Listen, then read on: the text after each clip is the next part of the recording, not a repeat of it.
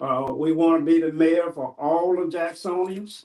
So we're very much interested in what you see as the top priorities that we ought to be tackling. I've given you a list of things that I want to focus on, but clearly, you have ideas, you have concepts, and we want to hear from you. So call in. The call in numbers into there. What's the call in numbers? 601 948 5950. Call us. We'd love to hear from you. Okay. Thomas. Yes, sir. So we're going to put policies and procedures in place that makes Jackson a destination. Thomas, I'd like to see a casino on the Pearl River. Oh, goodness. What a vision there, Si. I'd like to see that. And so right there on Jefferson Street, that area should be the home of Jackson's Casino. We tried to do that years ago on the Mayor Kane Ditto. Actually, a firm called Xanadu out of Detroit, Michigan, had the RFP to put a casino downtown Jackson. Okay, I think we got a caller, Si. Let's take the caller. Caller, you're on the air. Line one. Yeah, Sherry was supposed to come in here and show us how to operate. All right, it's all good. He's coming in now. We're on line one here. Okay, so we got a caller. We're going to back charge him for that. All right. All right, line one. All right, caller, you're on the air. Yes, sir, Mr. Gary. I want to know, what are your plans for auditing the financial records for the city? They hadn't had a comprehensive financial report since 2022. So I'll just sit back and listen. Well, thank you, caller. It's critically important that we understand our financial health. We have to have a forensic audit. We have to know exactly what we're working with, what we're starting with, and we're going to get that done. Now, there's some great auditors out there. I remember when Banks, Phil and White was the primary auditor for the city, a firm that grew out of Jackson and opened up offices in Tennessee and Jackson, and they are still here in the city. So I look forward to reaching out to them to come in and do a complete audit. And the city has an internal auditor that he will be visiting with me on day one. And whoever's in charge ultimately of finance and administration within this city are going to take the look at these books, and we're going to see exactly where we are. I've been a CEO over large corporations, $50 million, $60 million operations. So I understand finance. And so we're going to get that done. Thank you, caller. All right, great question, caller. Listen, so what I hear you saying, even throughout the show, is about the power of this network, man. What I am saying, you don't have to be good at everything, man. We talk about things like delegation. You talked about having accountants. You talked about having civil engineers over the public works department. The network that you have, man, from what I understand, is just a very powerful one, and it's a very powerful component. We've got another caller on line one here. We'll go here. 5-1, okay. All right, caller, you're on the air. This is the question that I want to ask Mr. Sergeant Gary. Okay. What are your plans to do with the Fair Street area? Because it has been delayed, especially with the entertainment district. What are your plans to try to get businesses into that area? Thank you, caller, for that question. I personally invested over $500,000 in trying to bring Farragut Street back, along with some other gentlemen with some state funds. And the city didn't put a dime into that effort, not one single red penny did the city put into trying to bring Farragut Street back during that time. And so the part of the infrastructure is already in place. The sewer lines and the water lines there. We got to have special, JRA has got to have special incentives. We got to have tax deferments. We got to do everything we can to make it attractive for businesses to grow down there. The problem with Farragut Street was that a business owner couldn't afford the rent. And so we're going to have to create affordable space that they can come in and open up business. Go ahead, Carl. Because I remember when that area Cause it was cause the group that was gonna get that area was called Performer, right? That's right. Out of Memphis. Out of Memphis. That's right.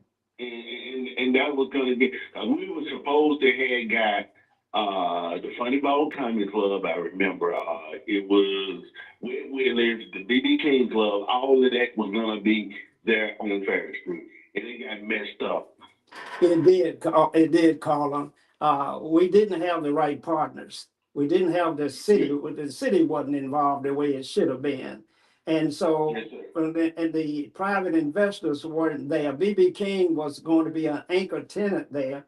And we had to finance them building out their space to help them with the bill out. And so we just didn't have the right strategy at that time.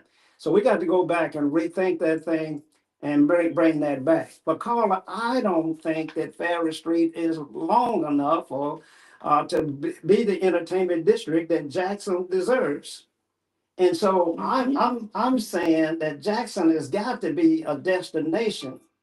It's got to be a place where people come because of our history, our culture, our entertainment, our food. So we're gonna have to create a area like the Strip in Las Vegas. Mm-hmm. We're gonna have to have the same area that they got in New Orleans for our entertainment district. And we'll deal with Ferry Street, but we need more help than that. All right. Thank you. Great question, caller. Thank you so much. Next caller. Okay. All right, caller, you on the air? Hello. Yes. How you doing? I'm well. How are you? Thanks for calling in. Wonderfully blessed on you are quite well. Listen, my name is Dorothy Jones. I stay at 212 Roosevelt Street in a habitat house. I've been here 20 plus years, born and raised right here in this area. Right now, my house in front looks like nobody stays in it because of the water that floods in front of it. I don't have anything in my living room because of the odor from the sewage water, the flooding water. And I've had United Plumber out here 2 times that I had to pay out my pocket to tell the city that there's something there. But the city keeps telling me it's on me. And I don't understand. They're 72 years old, and I've been fighting this situation ever since I've been in this house. This water I'm talking about, I'm born and raised right here on this north end. We used to swim in that water center over there to the College Park with a water. She had 6 children and just her. But we didn't know we were swimming in sewage water. And I'm still living in sewage water. Can you help me? Yes, Carla, I can. You know, many people won't even know where Roosevelt Street is, Carla. And that's one thing about me. I've been in Jackson, every part of it, on every street of it, and I know this city very well. I know the area you're talking about, and I know the flooding problems that you're having. I actually used to run the wastewater treatment plant down there at the end of Roosevelt Street.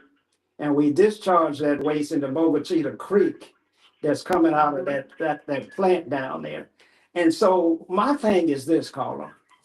We're either going to be able to control the water flow in that area, or we're going to have to offer our citizens relocation packages to get them into an area that's more suitable. If we're going to have a stake in the game.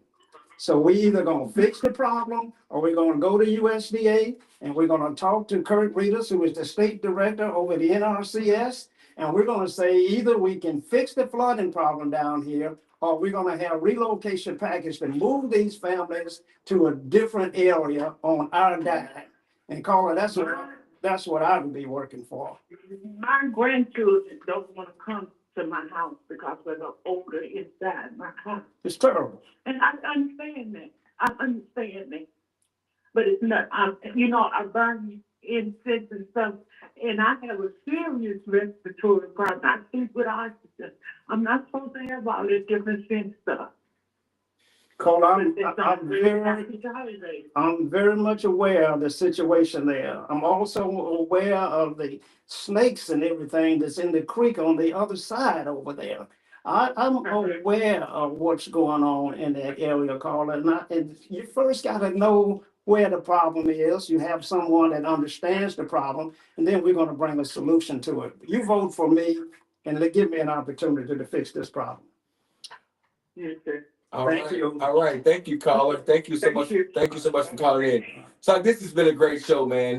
There's so much, Rome wasn't built in a day. There's a lot of information that we have to cover, man. But being here today, I see the concerns that you have. You have made me more aware as a concerned citizen of Jackson. You have made me aware of the concerns that you have. You have laid down a plan of action regarding those concerns. And man, I'm just interested, Mr. Socrates Garrett. I'm interested to see, and I am eager to see you get into office and to see you there and to see you at work and to see you continue to get into the solution to these many problems that Jacksonians are facing. I heard you say Jackson for the Jacksonians. Oh, absolutely, absolutely. If you're gonna work in this administration, you're gonna live in Jackson. Now, I didn't say that I'm gonna have to hire everybody out of Jackson, because if I have a specific skill that I gotta have, I'll bring it in, but you're not gonna commute.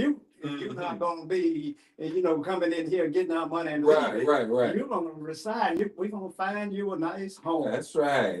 Rooftops. A rooftop. Yeah. And then you're gonna live in Jackson where you work. We're gonna stop all of the outflow of our economy into other areas, contractors and everybody that doesn't live here, coming in here, doing all the work, taking all of the money back, and Jackson is broker and poorer than it was before it even started. It's not right. And That's it. Well, Mr. Socrates, listen, we have about 2 more minutes left in our show. I want you to cut across the field, Sock, and tell me, why should I, as a concerned citizen of Jackson, Mississippi, why should I vote for you? Well, first of all, I'm the most qualified candidate. I run the business in Jackson. I know how business works. I know the divisions that they need to be separated. I understand the police department, I understand the fire department, I understand the planning department. I've worked and dealt with all of these individuals. So I'm the most qualified candidate for this job. I'm experienced. I'm invested. Yes, sir. And I'm committed to making Jackson better. This is Socrates Garrett, 2025. I'm your guy. Now is the time. This is the most critical election that we've ever had in Jackson. If we don't get this one right, it's Katie barred the door. Good night. All right. Is expressed on this program are those of the hosts, guests, and callers, and do not necessarily reflect the views or policies of WMPR Radio, its management, supporters, or affiliates. WMPR reserves the right to